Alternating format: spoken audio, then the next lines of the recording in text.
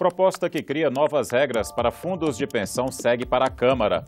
Aprovado o projeto que estabelece visitas das forças de segurança às mulheres em situação de violência doméstica. E diabéticos podem ficar isentos do imposto de renda. Boa noite, você acompanha a partir de agora as principais notícias do Senado nesta quarta-feira. O plenário aprovou por unanimidade novas regras para a gestão dos fundos públicos de aposentadoria complementar, os fundos de pensão. O projeto cria uma quarentena de cargos públicos e políticos para diretores e conselheiros. Uma das principais medidas da proposta é que os executivos dos fundos de pensão patrocinados por empresas estatais não poderão ter ocupado cargo político nos 2 anos anteriores à nomeação. O argumento principal de um dos relatores, senador Aécio Neves, é a tentativa de reduzir a influência política. Para impedir que os interesses do governo de plantão se sobreponham aos interesses dos filiados a esse fundo de pensão, obviamente daqueles que o mantêm com as suas contribuições. O senador Paulo Bauer foi autor de um dos projetos que originaram o novo texto.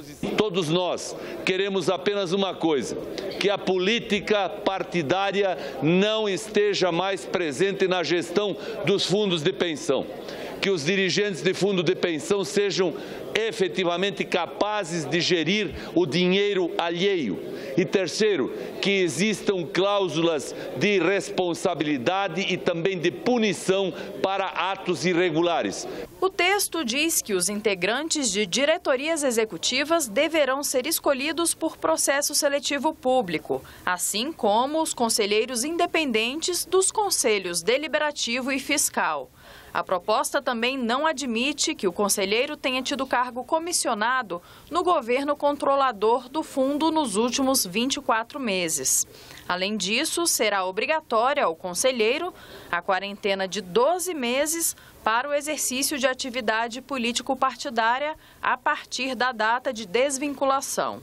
Alguns parlamentares eram contra esse ponto. Os dirigentes sindicais são os principais líderes dos trabalhadores, são os principais interessados em defender os interesses dos trabalhadores. Então, são, via de regra, os quadros mais bem preparados que os trabalhadores têm. É preciso que os dirigentes sindicais estejam liberados dessa quarentena. Pretendemos levar e discutir isso na Câmara.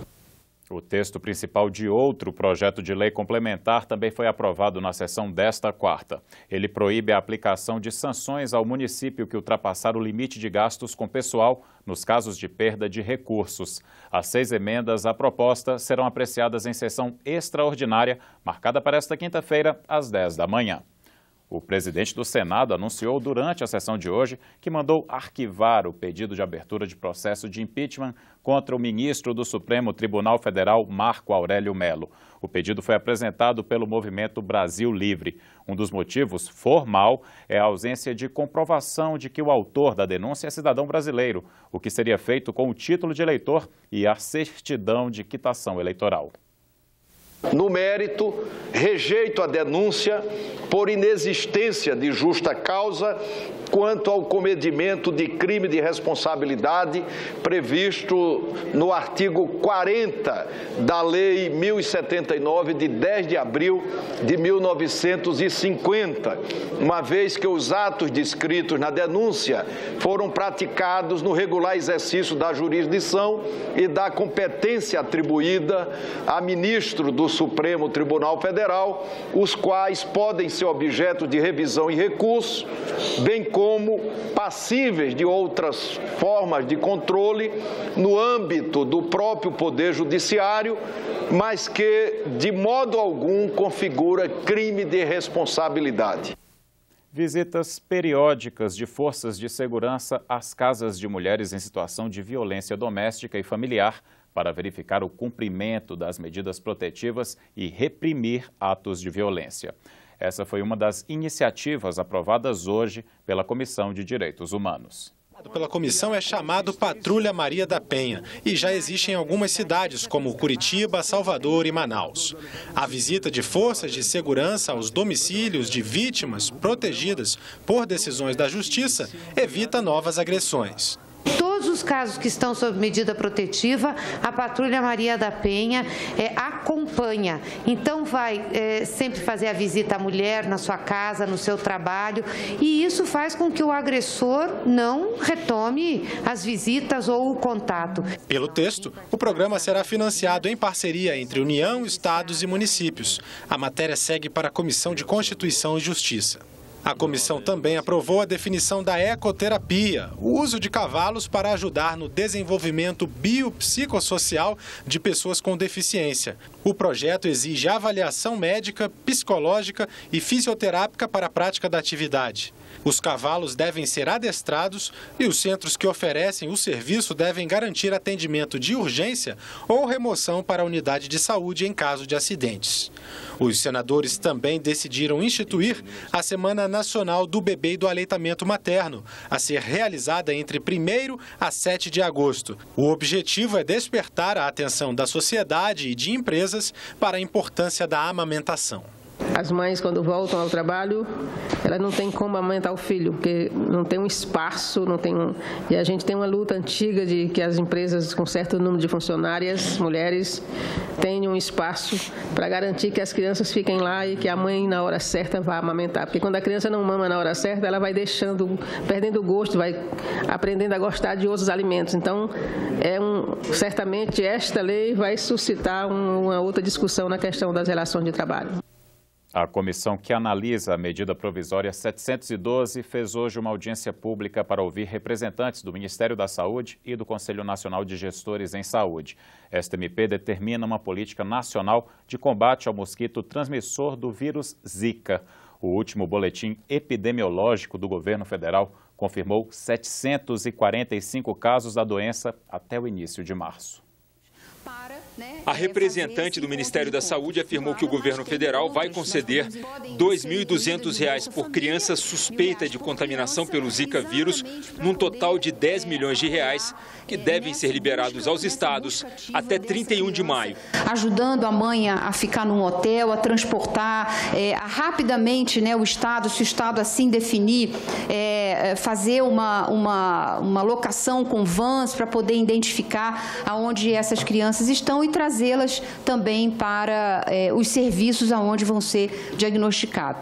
O representante do Conselho Nacional de Gestores em Saúde afirmou que, apesar da sustentação legal oferecida pela medida provisória 712 para que agentes do governo federal entrem em domicílios suspeitos de proliferação do mosquito Aedes aegypti, a responsabilidade pelo combate ao vetor do Zika vírus, do chikungunya e da dengue também é do cidadão comum. Mais que a gente se esforce, por mais servidores públicos que nós tenhamos, agentes de vigilância, assistentes sociais, nós não vamos conseguir ir na casa de todo mundo o tempo inteiro para ficar virando garrafa para baixo, arrumando vaso de planta. A população precisa compreender o momento que nós estamos vivendo. Portanto, as nossas atividades de prevenção, tanto no âmbito da saúde quanto da assistência social, precisam ser reforçadas. Um jovem entusiasmado e desenvolvendo projetos que promovam o crescimento da zona rural. É o objetivo de uma das 5 propostas da Agenda Brasil, aprovadas hoje pela comissão criada para propor soluções para o desenvolvimento nacional. Um dos projetos aprovados pelos senadores determina que as multas por infração ambiental em caso de desastres sejam revertidas às regiões diretamente afetadas.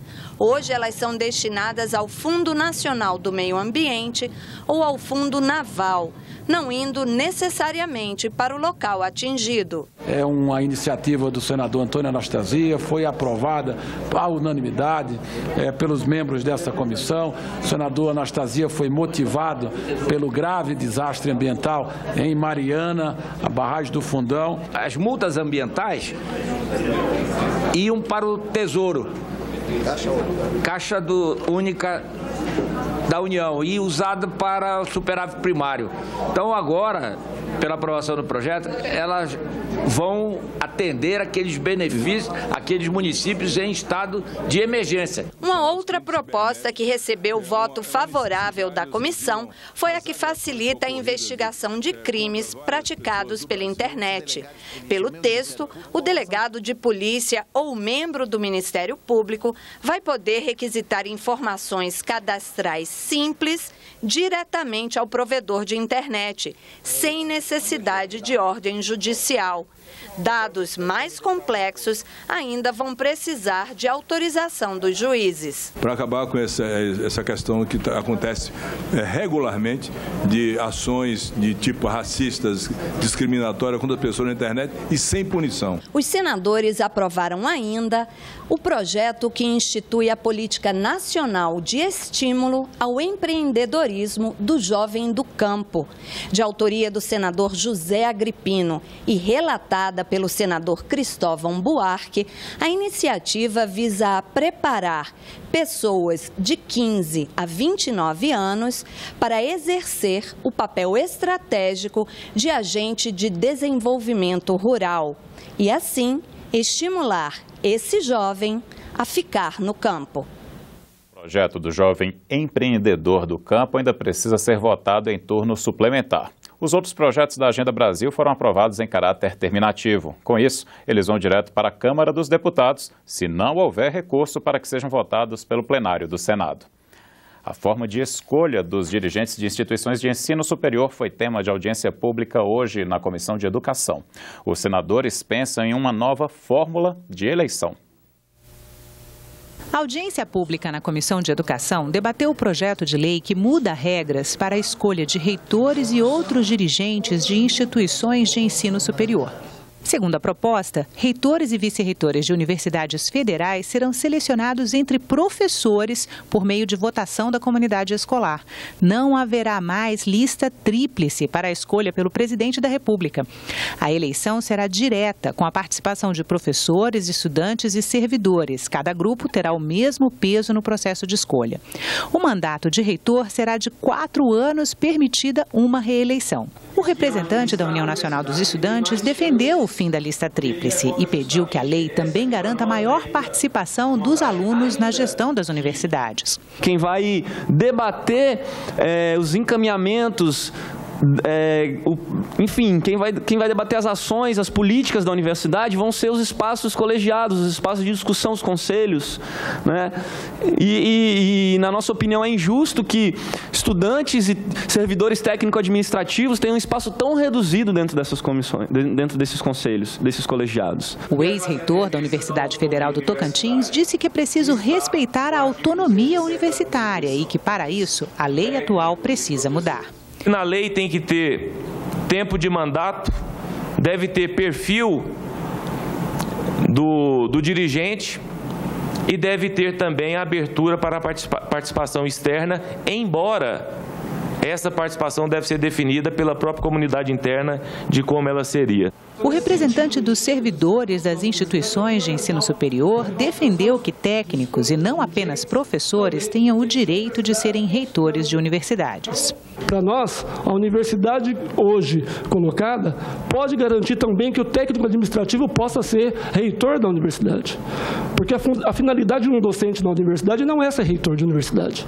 A finalidade de um docente na universidade é pensar o ensino e a pesquisa.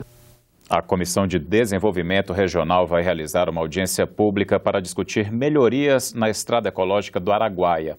A rodovia liga o estado de Mato Grosso a Tocantins, passando pela ilha do Bananal. Estrada muito importante, é uma região onde tem uma nova fronteira de desenvolvimento brasileiro e Mato Grosso e Tocantins são muito carentes ainda. Agora, a gente sabe também que toda vez que se fala na construção ou reforma da estrada, tem uma grande polêmica porque vem muitos gargalos de ordem ambiental, de ordem de questões indígenas e mesmo de dentro do Ministério do Transporte. Então essa audiência, ela traz justamente todos esses atores, as prefeituras interessadas interessadas, a DENIT, FUNAI, Ministério dos Transportes, para todos conversarem aqui nessa audiência e a gente, de repente, conseguir já começar esse projeto de uma forma que ele possa se concretizar da maneira mais rápida possível. Até 2030, o diabetes será a 7ª maior causa de morte em todo o planeta. A previsão é da Organização Mundial da Saúde. Hoje, mais de 420 milhões de pessoas convivem com a doença. O número é 4 vezes maior do que em 1980. Isso explica porque a OMS escolheu o diabetes como tema do Dia Mundial da Saúde de 2016, celebrado nesta quinta-feira, 7 de abril.